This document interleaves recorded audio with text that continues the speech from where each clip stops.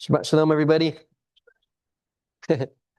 Josh is about the Nazarite vow, and we just read um, how Shimshon got these special strength from taking well, he didn't take the Nazarite vow. His mom did, passed it to him. All right, so so this week is about this, and there's an interesting thing about this Nazarite vow, right? There's a puzzle about it. Um, the puzzle is um, there's still a sin offering involved in this Nazarite vow. So you're an individual. You take this vow, this Nazarite vow, willingly, and and you're taking on these special restrictions that are not commanded to you from Torah. But yet then the Torah asks this question about it, right? So here in Numbers 6, verse 11, and when I was reading it in Chabad, it was a little bit different translated, but there's still some other proof of the why they translated it this way. So here in Numbers 6, verse 11, it says, "And he shall make atonement for him for that he sinned by reason of the soul." And so what does that mean by reason of the soul, right? What is it, the sin that he did, or why? So it's interesting. So that this Nazarite still requires a sin offering, despite trying to be even more holy, right? He's being more separated, be more, I guess, devout, right? So our rabbis in the Talmud, the Bavli Talmud, um, they talk about this. Our sages say, "Are not the things which the Torah has prohibited sufficient for you? Must you add further prohibitions?" So they're asking this question, saying like, the Torah already has these rules for us. Why do we want to go above and beyond, right? Why would we want to do something different or more? Um, and in and Yeshua has a teaching about this. I mean, it's kind of connected in a way. It's kind of connected. In Matthew 11, verse 28 through 30, he says, "Come unto me, all ye that labor and are heavy laden, and I will give you rest. Take my yoke upon you, and learn from me, for I am meek and lowly in heart, and ye shall find rest unto your souls. For my yoke is easy, and my burden is light." So Yeshua has a different take on it. He's taking it like, the Torah is a blessing. It's not like extra work. It's like it actually makes your life better, and it makes your life um, uh, easy. It says it makes your life easy and light, right? It's interesting how he turns it around. Um, but I think this thing is more about spiritual growth, and why someone would want to take on a Nazarite vow, and why maybe there is a kind of an issue maybe with his or her um, motive behind it, right? There might be some kind of maybe a possible a negative motive, and that's maybe why there's a sin offering involved after he completes this vow, is to say maybe your motive is you should be happy with what Hashem has given you already, and you don't need to have anything extra, essentially. So so the challenge is, I guess, for all of us, is knowing when enough is enough, right? When is enough? When is what we're doing for Hashem enough, right? Another thing is we have to examine our motivations behind any kind of additional commitments that we may make. What are our motivations behind it? And we also have to be able to distinguish between genuine calling, like genuine thing that Hashem wants us to do, and spiritual pride, because pride does get involved sometimes for these kind of things, right? And I want to take it.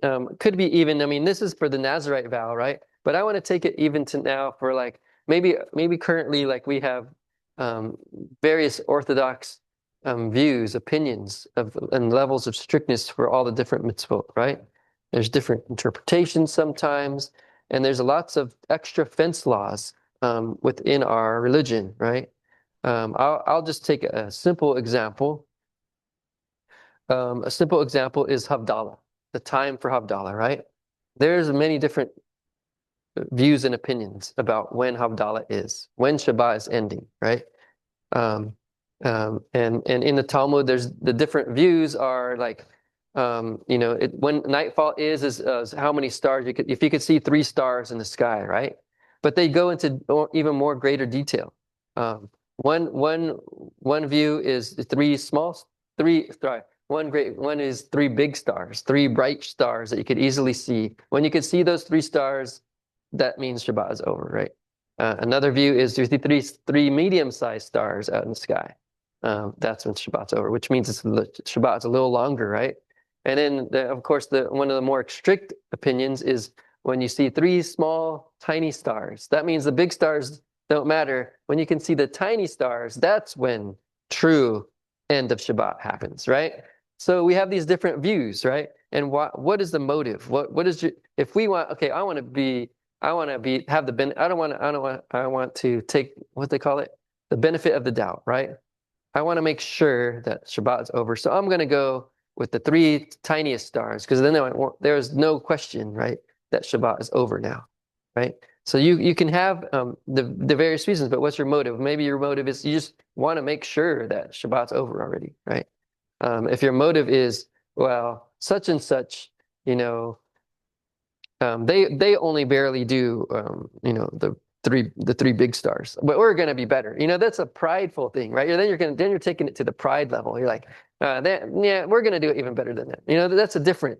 If you want to be careful, if your motivation is me be careful, then that's a difference, right? But if your motivation is just to better or outdo somebody else, or whatever that reason is, then that's not the right reason, right? Ihu? Ego, yes, ego. And there might be other reasons. Maybe you might feel guilty. You might have maybe a guilt feeling, like you,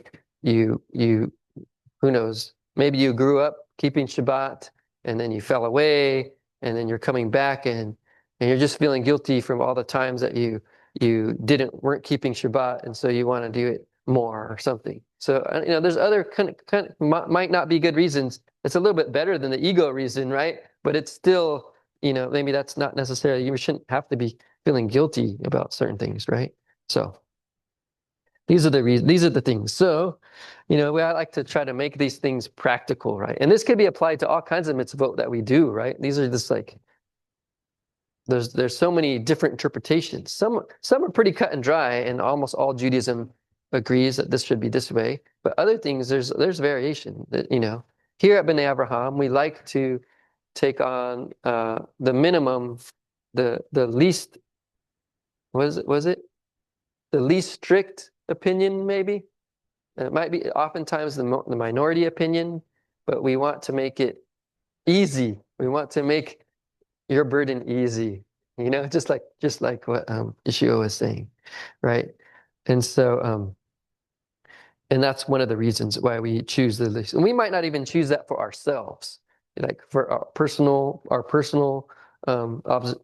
observation. We might do something more. We might be more observant personally, but throughout the congregation, we're not going to promote something more. More, even though because we will know the minimum. So we're like, oh, you're doing the minimum. That's fine. All right. So here's your the practical thing, and this can happen.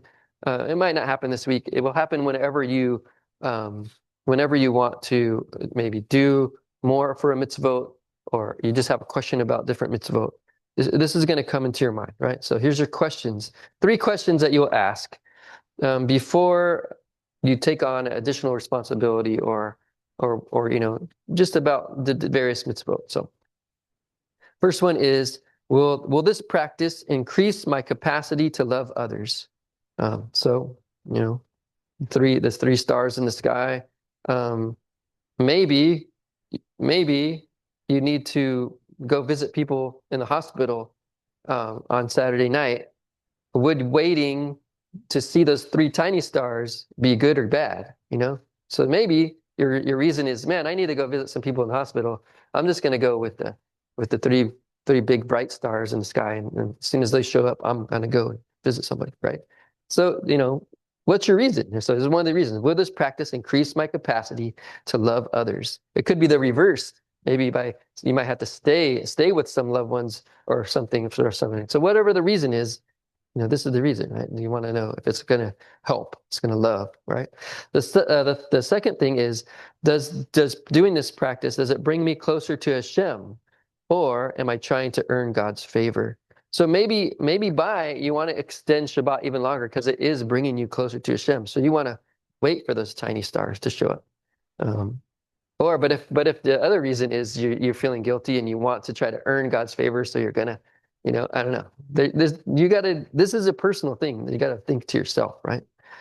And the third question is, am I adding this restriction out of joy and a genuine calling, or is it from guilt or competition, like we were talking earlier, or spiritual pride, all these other reasons? So this is a personal thing you have to know. And so we have this balance. We have to just have this balance, right? And another thing is we have to think. We have to not be judging about other people's observance levels, right? Because certain people are in a different place than we are, and so if you're going to be judgy about it, you're not helping anything. And that's kind of the out of love thing. You're not doing things out of love, right? I mean, it's one thing to correct people if they're doing something that is totally wrong, but it's another thing to, like, if there's a more minimum requirement and that's what they're doing, you can't judge, right? And vice versa, you might be judging the opposite. You're like, yeah, I'm doing the minimum. Why do you have to go above and beyond and be all extra? You know what I mean? You don't have to judge about that either. You don't have to judge either way. Just be happy with what people are doing as long as it's within some parameters. You know what I mean? So you got to think. You got to, and this is something that we all have to work on. This is part of our congregation, and like I said before, as a congregation, we try to encourage one another to do the mitzvot, but we usually take on the most lenient opinion when it comes to most of the mitzvot. Okay. All right, and so to finish up, conclusion. The main point is our true spiritual maturity requires wisdom, right? We really got to think about things. We have to be wise about it, and we have to know when to commit, when to do extra, and when to refrain, and when to know when enough is enough. So even when we really want to gung ho and do everything that we can, and I've seen this in my own life. You want to just do it to the best and most you can do, but then sometimes by doing the most, you maybe even hurt other people, or even maybe neglecting other duties that you may have. And so you have to know, you have to do everything with wisdom, and you have to also focus on understanding what Hashem has given us, understanding the Torah, understanding all the laws that He's already given us, and not trying to like add more just because. We have to understand the Torah, and it's good enough for us as it is. We don't need extra, just like the Nazarite vow. It's like an extra thing. It's good. I mean, it's not total. It's actually, most of it is good, but there's this one little negative thing about it, right? So, we have to see that, we have to understand that. And then the last thing is, we need to be able to serve Hashem through both commitment, like committing ourselves to do everything, but also recognize when we have done enough, and say, "Oh, I have done enough," and Hashem will do the rest, or a different person may do more, and do their enough. So everybody together will do enough. So that is my short but sweet. Hope it was short. my drash. So, Shabbat Shalom, everybody.